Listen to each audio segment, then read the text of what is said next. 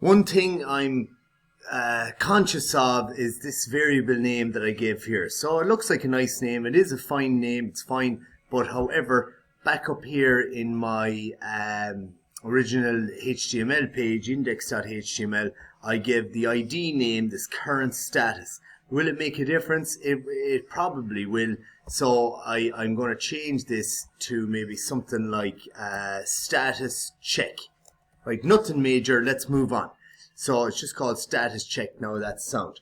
So what we want to do next now is we want to use the on method. So the on is a method in JavaScript to read data and listen for any changes. So there may already be data in your Firebase. There may be data being pulsed in live. So it listens. If there's data in there, it'll bring it back. If there's new data being added, it listens for that data being added. It listens for changes, as it's called, and then it will bring it back.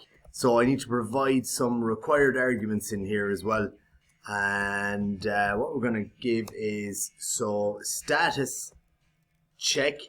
So I'm going to use this connection handler variable to our particular project in Firebase. So status check dot on, and in here we're going to provide two arguments, argument 1 and argument 2. The first argument we're going to provide is what's known as a child added, and this is where Firebase has built-in functionality to pick up if any new data is being added. And basically, as I spoke to you a while ago about, this is called the parent up here, the status, and when stuff is added, the parent node, stuff is added, it's called child added, or child born if you like, or child node.